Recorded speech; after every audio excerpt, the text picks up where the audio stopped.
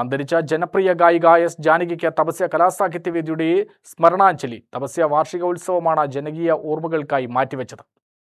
കലയോട് ഇഴുകി ജീവിക്കാൻ വിനയാന്വിതമായ ജീവിതം അനിവാര്യമാണെന്ന് പഠിപ്പിച്ച ഗായികയാണ് എസ് ജാനകിയെന്ന് സാംസ്കാരിക പ്രവർത്തകനും ഗായകനുമായ ഡോക്ടർ എസ് നന്ദകുമാർ പറഞ്ഞു.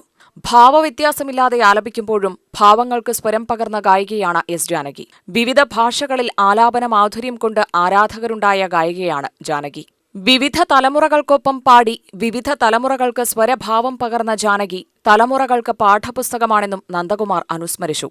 ഒരു യുഗത്തിന്റെ അവസാനമാണ് സംഭവിച്ചിരിക്കുന്നത്. പലപ്പോഴും ഇപ്പോൾ ഈ വേദിയിൽ ഈ സദസ്സിലിരിക്കുന്ന എല്ലാവരും നമ്മളൊക്കെ തന്നെ ഒരു പകുതി ജീവിതത്തിൻ്റെ പകുതി കഴിഞ്ഞവരാണ്. അതിലൊരു ഏറ്റവും വലിയൊരു ഭാഗ്യം എന്ന് ചോദിച്ചാൽ പലപ്പോഴും പറയാറുണ്ട് യേശുദാസിൻ്റെ കാലഘട്ടത്തിൽ ജീവിക്കാൻ സാധിച്ചത് എന്ന് പറയാറുണ്ട്. അതുപോലെ തന്നെയാണ് ജാനകിയമ്മയുടെ പാട്ടുകളുടെ കാലഘട്ടത്തിൽ നമുക്ക് ജീവിക്കാനും അത് കേൾക്കാനും ഒക്കെ സാധിച്ചത്.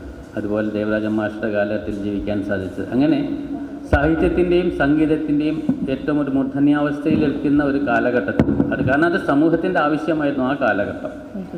ഇന്നൊരു ഞാൻ ശരത്ചന്ദ്രവർമ്മയായിട്ട് സംസാരിക്കാറുണ്ട് ഇടയ്ക്ക്.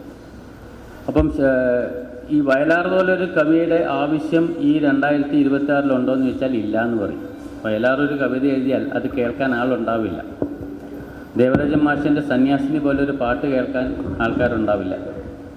അപ്പം ഈ genius are always born in the right time എന്ന് പറയും. ഒരു ജീനിയസ് ജനിക്കുന്നത് ആ ജീനിയസിന് ഏറ്റവും കൂടുതൽ കോൺട്രിബ്യൂട്ട് ചെയ്യാൻ പറ്റുന്ന ഒരു കാലഘട്ടത്തിലായിരിക്കും ഒരു ജീനിയസ് ജനിക്കുക. അങ്ങനെ ജനിച്ചവരാണ് റാഫി സാബും ദാസേട്ടനും രാജാ സാറും ഒക്കെ. പ്രസിഡന്റ് ഡോക്ടർ നാരായണൻകുട്ടി അധ്യക്ഷനായി. സംസ്ഥാന സെക്രട്ടറി നീലാംബരൻ മുഖ്യപ്രഭാഷണം നടത്തി. ജില്ലാ secretary VS Muraleedharan, KT Ramachandran, A Bipin Chandran എന്നിവർ സംസാരിച്ചു. ജാനകിയുടെ ഗാനങ്ങൾ കോർത്തിണക്കിയ സംഗീത വിരുന്ന് ചടങ്ങിന് മാധുര്യം പകർന്നു. UTV news, Palakkad.